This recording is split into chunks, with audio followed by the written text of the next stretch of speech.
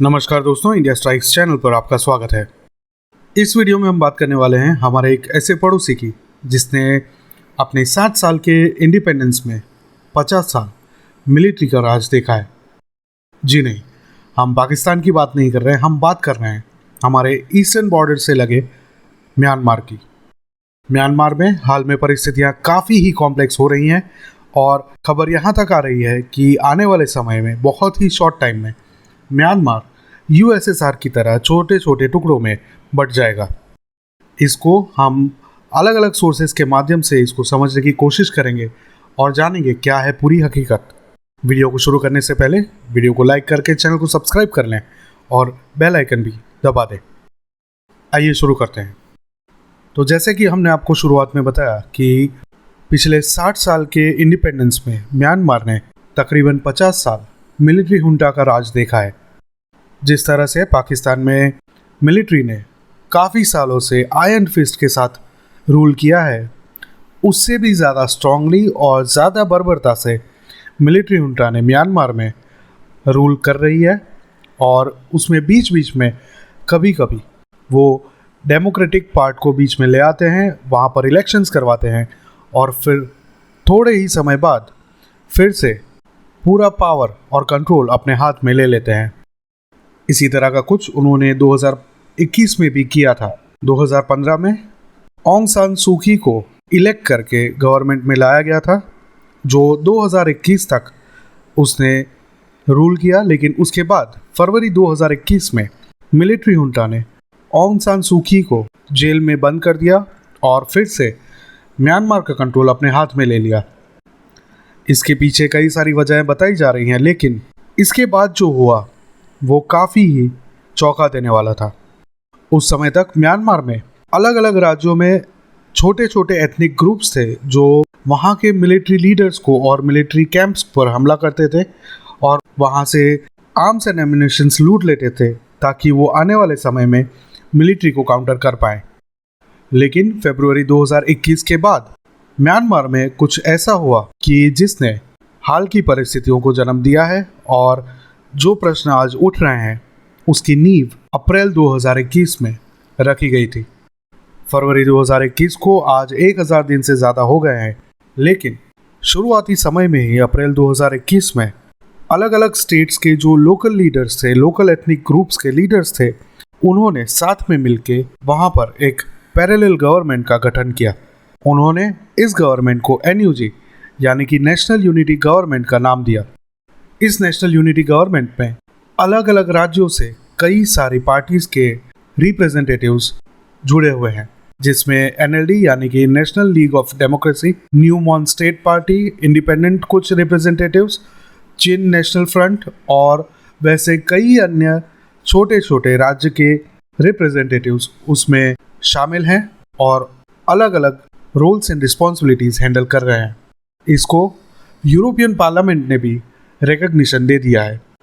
लेकिन वहाँ की जो मिलिट्री हुंटा है उसने NUG को इल्लीगल डिक्लेयर करते हुए एक टेररिस्ट ऑर्गेनाइजेशन डिक्लेयर कर दिया है, जबकि उसके काउंटर में NUG ने तत्वदो जो कि म्यांमार की मिलिट्री है उसको काउंटर टेररिज्म लॉ के अंतर्गत सेक्शन 3 में एक आतंकवादी संगठन घोषित कर दिया है।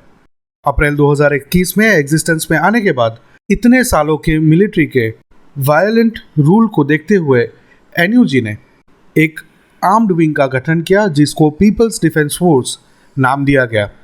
मई 2021 में ये एग्जिस्टेंस में आया, जिसमें हर एक रीजन के अलग अलग जो लोकल मिलिशिया ग्रुप्स हैं, जो एथनिक रिबेल ग्रुप्स हैं, रेजिस्टेंस ग्रुप्स हैं, वो सभी इसमें जुड़ गए। तो आज जो भी नेशनली अलग अलग राज्यों में मिलिट्री हुंटा के अगेंस्ट में ऑपरेशंस होते हैं वो ज़्यादातर PDF से और NUG से कहीं ना कहीं कनेक्टेड हैं। NUG के आज कई सारे रिप्रेजेंटेटिव्स अलग अलग देशों में भी उपस्थित हैं, जिसमें UK, US, फ्रांस, चेक रिपब्लिक और अन्य कई देश भी शामिल हैं। अभी तक ज़्यादातर जो झड़पें हो रही थी मिलिट्री और लोकल ग्रुप्स के बीच में वो अलग अलग रीजन्स में थोड़े थोड़े समय में हो रही थी, लेकिन पिछले महीने जो ऑपरेशन 1027 शुरू हुआ है, जिसको उसकी तारीख के ऊपर से रखा गया है अक्टूबर 27। उसमें सबसे पहले शान, जो कि चीन से लगा हुआ एक राज्य है म्यांमार का, वहां पर आर्म्ड रिबेल ग्रुप्स ने वहां की मिलिट्री पर हमला कर दिया। उसके बाद तुरंत ही उसमें आराकान, जो कि रकाइन में स्थित एक आर्मी ग्रुप है, लोकल मिलिशिया ग्रुप है, उन्होंने वहां की आर्मी पर अटैक किया। और बाद में CNF ने, यानी कि चिन नेशनल फ्रंट ने, इंडिया म्यांमार बॉर्डर पर स्थित 2 मिलिट्री कैंप्स पर अटैक करके 2 मिलिट्री आउटपोस्ट को कैप्चर कर लिया था। पिछले न्यूज़ में हमने आपके साथ शेयर किया था कि इस अटैक्स के चलते तकरीबन 5000 लोग म्यांमार से भारत में दाखिल हो चुके हैं। इनमें से कुछ तत्मदौ के भी सोल्जर्स हैं जिन्होंने मिजोरम पुलिस को सरेंडर कर दिया था, जिसके बाद मिजोरम पुलिस ने उनको वापस इंडिया म्यांमार बॉर्डर पर ले जाके म्यांमार मिलिट्री को हैंड ओवर कर दिया था।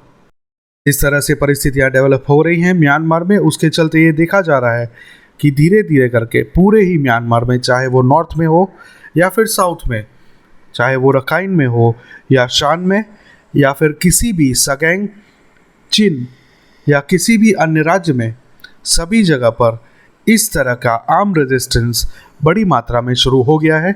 और इसमें सबसे गौर करने वाली बात यह है कि चाइना दोनों तरफ से गेम खेल रहा है, जहां पर एक तरफ मिलिट्री हुंटा के साथ चाइना के काफ़ी ही अच्छे रिलेशंस हैं कई सालों से, वहीं पर हाल में काफ़ी ही समय से ये न्यूज़ आ रही हैं कि चाइना वहाँ के जो लोकल एथनिक ग्रुप्स हैं उन लोगों को बिहाइंड द सीन रहकर आर्म्स भी सप्लाई कर रहा है, जिसके चलते मिलिट्री हुंटा पर जो अटैक्स हो रहे हैं एथनिक रिबेल ग्रुप्स द्वारा, वो दिन ब दिन काफ़ी ही घातक होते जा रहे हैं, जिसमें हर आए दिन कई सारे मिलिट्री पर्सनल्स की मौत होती हुई सुनने में आ रही है।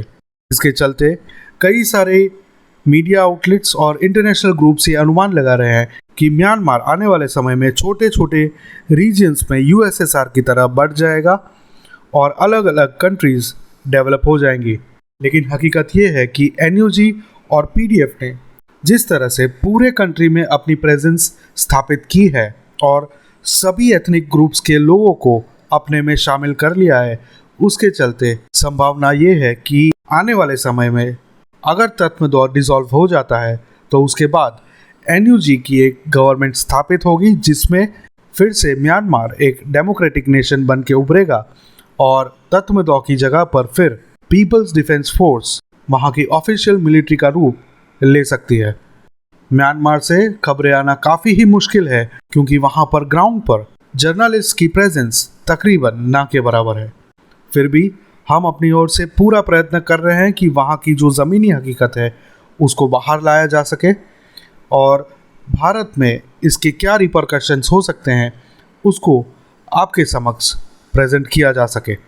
आने वाले समय में भारत में और भी इंसर्जेंसीज हो सकती हैं और भी रेफ्यूजीज एंटर हो सकते हैं, जिस तरह से परिस्थितियां और भी इंटेंस होती नज़र आ रही हैं। लेकिन इनमें से ज़्यादातर सिविलियंस हो सकते हैं और कुछ मिलिट्री पर्सनल्स भी हो सकते हैं, और हो सकता है कि उनमें चाइना स्पॉन्सर्ड कुछ लोग भी भारत में इस इंसर्जेंसी के दौरान शामिल हो जाएं। चिन स्टेट से जुड़ी बॉर्डर मिजोरम से लगती है और उसके नॉर्थ में सगैंग, मणिपुर और कुछ हद तक अरुणाचल प्रदेश से भी जुड़ा हुआ है। तो उन राज्यों में जो भी मिलिट्री पर्सनल्स हैं, हम आशा रखते हैं कि अपना बेस्ट करते हुए इन सभी लोगों को चेक में रखेंगे, ध्यान में रखेंगे और भारत में कोई भी चाइना स्पॉन्सर्ड आतंकवादी गतिविधि हो उसके ऊपर रोक लगाने में कामयाब रहेंगे। फिर से एक बार जैसे जैसे खबरें आती जाएंगी हम आपके साथ शेयर करते जाएंगे, तो वीडियो को लाइक करके चैनल को सब्सक्राइब कर लें। और ये न्यूज़ आपको कैसी लगी? क्या आपको म्यांमार की हाल की परिस्थिति की क्लैरिटी हुई है इस न्यूज़ के चलते? ये हमें कमेंट में ज़रूर बताएं। जय हिंद।